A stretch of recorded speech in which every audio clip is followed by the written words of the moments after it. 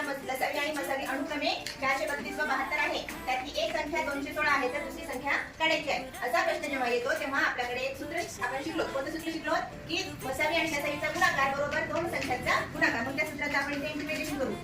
मसावी गुणिले लसावी बरोबर दोन संख्यांचा गुणाकार.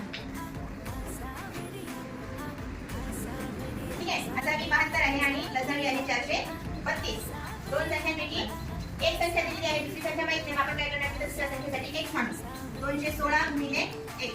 आता x ची किंमत काढायची आहे म्हणजे पहिली दुसरी संख्या काढायची आहे म्हणून x बाजूला घेतला आणि 72 गुणिले 432 भागिले 216. 216 1 216 216 गुणिले 432. 72 गुणिले 144 म्हणून दुसरी जी संख्या आहे ती 144 आहे. पहिली संख्या 216 असताना दुसरी संख्या कोणती आहे 144.